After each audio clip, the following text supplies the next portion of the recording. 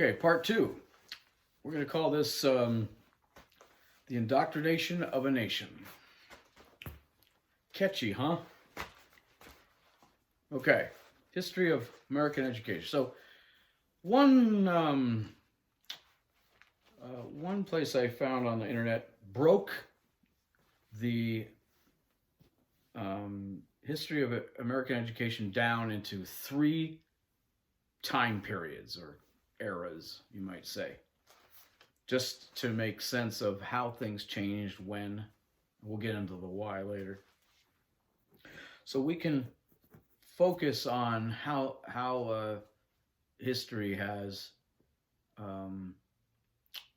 changed education in terms of how people thought at the time.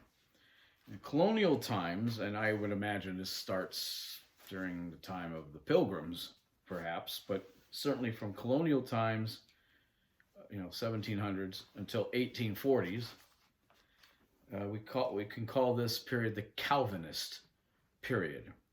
We got a lot of our educational theory in this country from the Calvinists. And whether they were Calvinists or other forms of Christianity or even Judaism in some regard, there was a desire to educate for the purpose of being for having biblical literacy, meaning the idea was to glorify God, and to glorify God, one would know the Bible. In order to know the Bible, you had to read. In order to honor God, you had to be smart and learn stuff as a child of God. You learned old languages like Greek and Latin and Hebrew because those were the connection to the Bible. Those were the languages of the Bible in the biblical times. During this period of time, there was a very high standard of literacy. Most people in the United States were well educated, made to be well educated, and we'll get into how and why later on. But basically, there was very little illiteracy in the United States during this period of time. Believe it or not, your instinct might be to say, well, wouldn't they be dumber in the past and smart? No. From the 1840s to the 1910s, we can call this the Hegelian period. Hegel, which was Marx's butt buddy, put a statist, idealist mindset in the culture that we adopted in our culture, I should say. He was obviously from overseas, to alter the philosophy of American education. People here adopted his ideas to implement them in the United States for many purposes, one of them being education. One of the changes was that instead of God, Hegelian theory or philosophy glorified man and the state. The idea was to dethrone the Jehovah of the Jews and the Christ of the Christians. There was still high literacy during this time. Let's just say old practices were hard to defeat in how children were taught. But a more secular style of education was introduced. Education itself was promoted by a belief in a God, originally. Making it secular and ignoring aspects of God in terms of teaching began to create the separation between education and God. I'm not saying they pulled God out of the schools yet. I'm not saying they didn't say prayers at school yet. I'm simply saying that this was the time period where the idea that religion and education could be separated. Discipline, punctuality, high standards of education were still hallmarks of this period, It's just the philosophies of those in charge and those who were in charge of the culture at the time, which we will definitely get into, were changing. And then, of course, you have the common period from the 1910s until today. We could call this the progressive period. The progressive period strove to reject the supernatural altogether and sacrifice oneself to the collective, or fancy way of saying to the state, to humanity. They would use the word to humanity, but it was really to the collective. Science and evolution began to replace religion as the focus and the reason for educating. Materialism replaced idealism. High literacy becomes the culprit in education. It's the problem. Too much thinking going on. The mind is not private to oneself, but now is considered the property of all humanity. So all you little minds that we're creating is for the good of humanity. Education as a social experiment. The results of all this are staggering in the progressive period. Before the progressives could really get their claws into education following World War II, a survey was done in 1930. The progressives were there, and they were starting to fiddle with things behind the scenes, but their actual permanent changes had not yet occurred. In 1930, basically 90 years ago, white, native-born white people in the United States, the percentage of illiterates was 1.5. Can you believe that? Only of white, native-born white people in America, Americans, only 1.5 were illiterate. 1.5%. Contrasted with foreign-born white people living in America, 9.9%. Still a great number. Less than 10% of the population of foreign-born white people were illiterate. We pray for that today. Now, they use the word Negroes as opposed to urban blacks, I think to delineate them. Remember, this is 1930. There was still segregation or whatever. To delineate blacks living in cities from blacks living in rural areas, which apparently they like to call Negroes back then. It's not my word. Why can't they just be called rural blacks and urban blacks? I have no idea. Anyway, Negroes had a 16.3% illiteracy rate, but urban blacks a 9.2% illiteracy rate. They had a better rate than foreign-born white people. 1930. Compare that with today. Whites have a 7 to 30% illiteracy rate. Now, you said 7 to 30? Well, which is it? 7, 30? Which is it? Even the Department of Education doesn't know. That's what I'm getting at. Even they don't know today. They don't know how to quantify it. They're all mixed up, messed up. They all these tests have shown them they have no idea. No clue.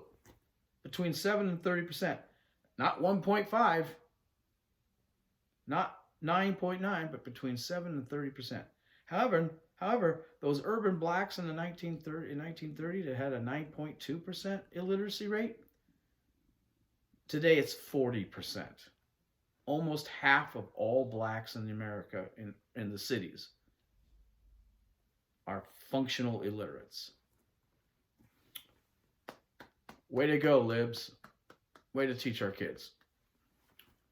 Approximately 23 million functioning illiterates live in the United States. 23 million. Tell me how schools are working, libs. Tell me how your ideas are succeeding. Now let's get more into history. These are just random highlights. There's quite a few of them going back all the way to the beginning of things that occurred historically in history. It gives some relevance to how we went from Calvinist to Hegelian to progressive. 1642, yeah, I'm going way back. Calm down. Massachusetts-based school law required all parents ensure that children know the principles of religion. Remember, religion was big in Calvinist times, and the basic laws of the Commonwealth. The common laws of the state of Massachusetts were known by all children. This was a law that parents had to make sure their kids knew.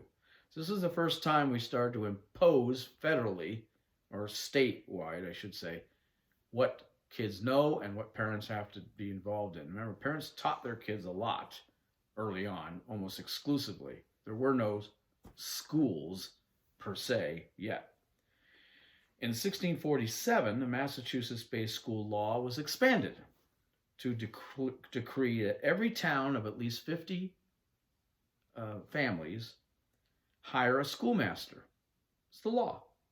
And at towns of at least 100 families had to hire a Latin grammar schoolmaster who would prepare all of his or her students, I'm assuming his students back then, to attend Harvard College. They want them all to be college graduates, prepared for college. Let's jump ahead to 1762. A famous or infamous, depending on your point of view, philosopher by the name of Jean-Jacques Rousseau publishes a book called Émile ou de l'éducation, meaning Emile, the character, on his education, on education, describing his views on education, describing Rousseau's views on education, which involve many, which influences many, I should say, including future 20th century American philosopher John Dewey, who we will discuss at length. In 1783 through 1785, Noah Webster published a grammatical institute of the English language consisting of 3 volumes, a spelling book, a grammar book, and a reader, a primer. Widely used in the U.S., later renamed the American Spelling Book. This book has never been out of publication. That's pretty impressive. 1796, Virginia passes an act to establish public education, a comprehensive plan for publication. Now, another state is getting involved heavily in how their kids get taught, meaning, I wouldn't call this Big Brother yet, but we're talking about a change from allowing parents to teach their kids or allowing their kids to be taught through religious avenues or religious sources to state-run plans and programs and curricula. 1821, Boston English High School opens, one of the first public high schools in the United States. 1837, Horace Mann, we will talk about him in length, becomes the Secretary of Massachusetts State Board of Education and pushes free universal public education. Does that not sound familiar? Nothing new under the sun, folks. 1849, we'll see a lot of legal precedences in this list. This was Roberts versus the City of Boston. The Massachusetts Supreme Court rules that Boston public schools can deny the enrollment of blacks to white-only schools. It became the precedent for Plessy versus Ferguson back in 1896, which affirmed segregation as legal and created the doctrine separate but equal. all started in Massachusetts in 1800s, folks. The segregating of blacks from white schools. Now, let's jump ahead to 1852. Massachusetts enacts the first mandatory attendance law, and by 1885, 16 states have similar laws. All have it by 1918. Mandatory attendance. Now, some will say, and in this list, some teacher or some parent will say, this is when it started to get real. Forcing the attendance of students in school. 1856. The first kindergarten in the United States is started in Watertown, Wisconsin. 1857, National Teachers Association, now known as the National Education Association, is founded in Philadelphia. 1859, The Origin of Species by Charles Darwin is published. Remember, a lot of this is just to give relevance and reference to time frames when certain things that affected school and teaching came into the picture. 1867, the Department of Education is created. Why? Republicans did that one, I think. 1874, Michigan State Supreme Court rules that Kalamazoo may levy taxes to support a public high school, setting a precedent. All across the country, taxes were now being used to support schools. And the beginning of throwing money into schools and education began. To what success is anyone's guess.